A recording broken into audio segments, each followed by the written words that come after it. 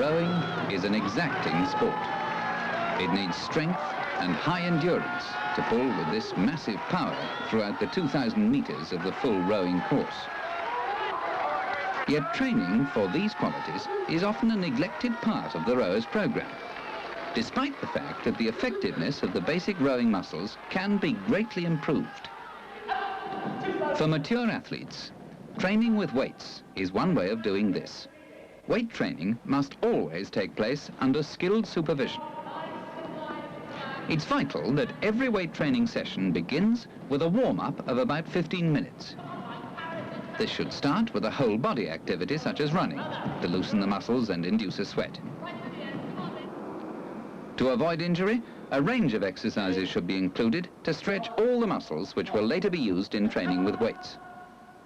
Lower and hold. In all weight training, the athlete must be safety conscious. And the major safety factor is to work in groups of 3 or 4, with those who are not lifting acting as spotters to help in case of difficulties.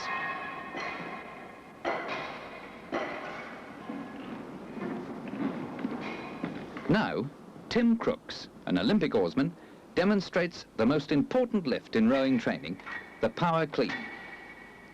This lift is good training because it's very like the rowing movement itself, a dynamic action involving complete coordination of the back and legs.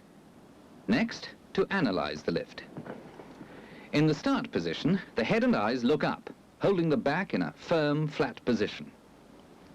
If the back is not flat but rounded, then injury can be caused to the lower back because the load is being lifted with the spine in a weak position. In a good lift, the arms are straight at the start and the back is held flat. The clean movement requires full coordination of back and leg action, followed by a controlled check at waist level and a return to the starting position. This lift must be learned in stages, beginning with the dead lift, so that novices learn the correct starting position and the straight back action. The hands are shoulder width apart. The bar is lifted by the opening up of the back muscles before the onset of the leg drive, while the arms are kept straight and downwards.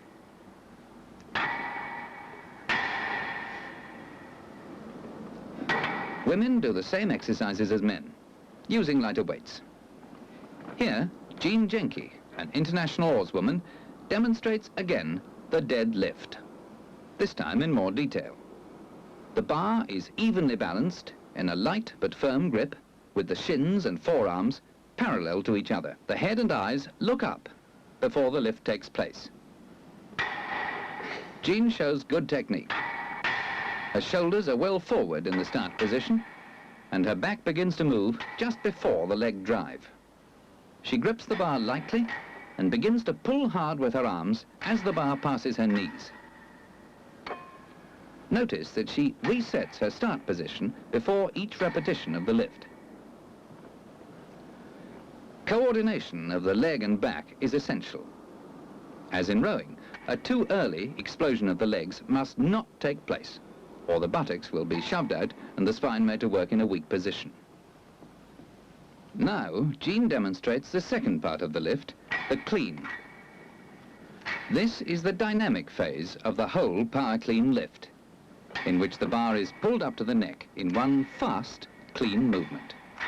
It's vital that the weight of the bar is transferred directly downwards through the body to the feet.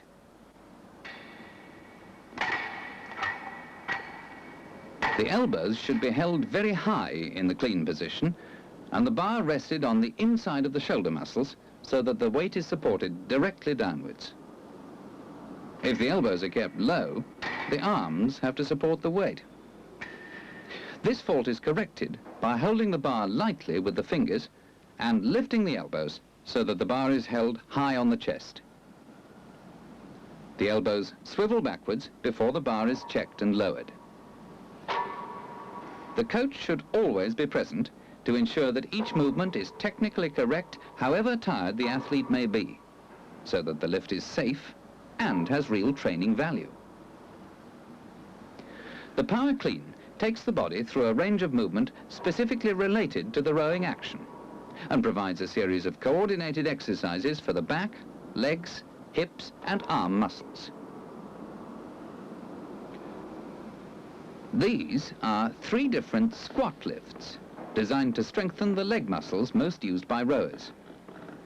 Lynn Clark, an international oarswoman, demonstrates the deep front squat.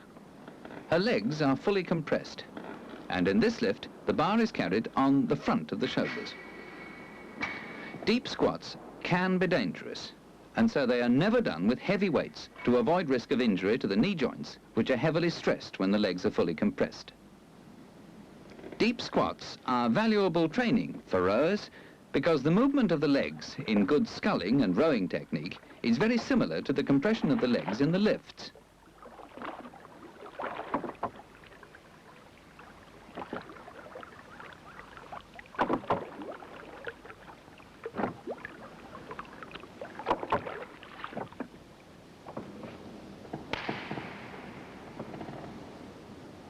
In the deep squat, the quadricep muscles of the legs go through a wide range of movement.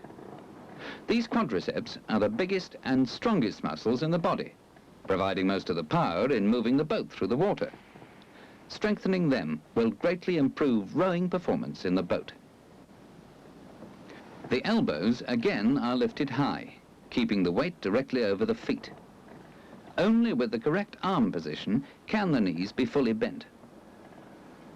Feet are flat on the floor, hip width apart, giving a firm support.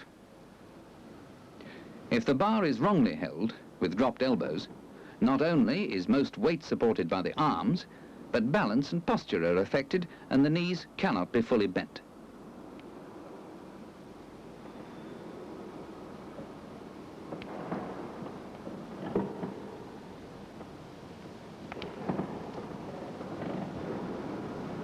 In women, the placement of the spine and hip joint is different from that in men. The spine is sometimes bent to one side, as Lynn shows in the compressed position. Her spine bends to the right. This is quite normal and to be expected. Here, in the deep back squat, the bar is supported on the shoulders at the back of the neck. This is an alternative to the deep front squat. Again, the powerful leg quadriceps are being exercised. In weight training, squat stands are a useful safety aid, for they enable the lifter to get the bar onto his shoulders without a difficult and dangerous lift. Spotters stand by, ready to prevent accidents. Safety precautions must always be observed, for all weightlifting can be dangerous. Chris Baillieu, an Olympic sculler, here demonstrates the deep back squat. In this highly compressed lift, the feet must be well apart to provide a solid base for support. A comfortable and balanced position is vital for all controlled, effective lifting. Sometimes, inflexible ankle joints force an athlete to raise the heels in reaching the deep position. This makes a well-balanced lift impossible. A piece of wood placed beneath the heels will give the whole lift more stability. Stretching exercises for ankle extension and flexion combined with this lift will eventually allow the athlete to work without the support. This kind of strenuous weightlifting is invaluable training for mature athletes, but it should never be undertaken by very young athletes because of the possibility of damage to growing bones. In the deep back squat, a towel may be used to prevent bruising of the shoulders. A rounded back is again a dangerous fault. The demonstration of this fault is made without weights because of the danger of injury to the lower back. It brings the weight too far forward and encourages too early an explosion by the leg muscles. Now, in slow motion, a correct lift. The feet and hands are well apart, providing a good, balanced position. The bar is kept parallel to the ground throughout the whole lift. The eyes should be fixed at a point slightly above eye level, helping to keep the head up and the spine extended. The descent must be steady and controlled. The upward drive is vigorous and powerful. The legs are about 3 times as strong as the back, and as the leg muscles can be strengthened and trained far more quickly than those of the back, it pays off to concentrate on exercises like these, particularly for rowers whose training time is limited.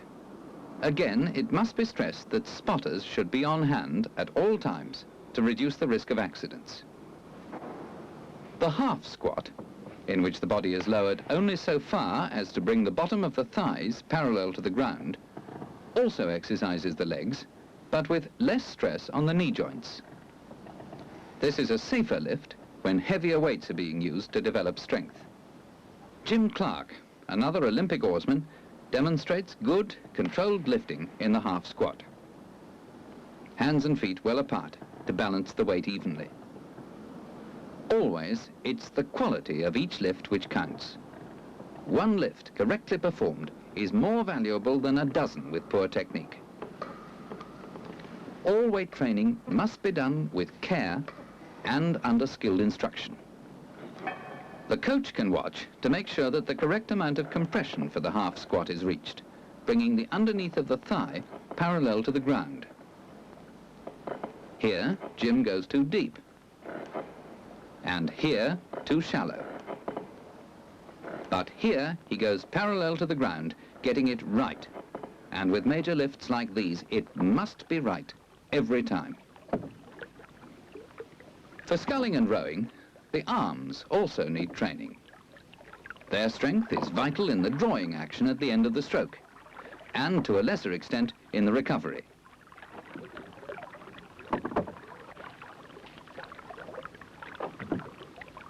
The bench pull is one way of training the arms. Spotters lift the weight up and hold down the athlete's legs. The bar must be evenly weighted, as it is pulled up to hit the bench every time. In this exercise, the arms and upper back muscles are under similar stress to that met when rowing.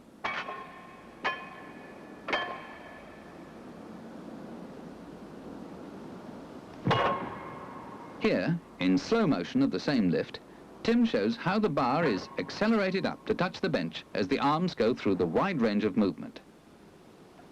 The muscles of the whole shoulder complex are involved in this exercise, provided that the bench is touched by the bar on each repetition.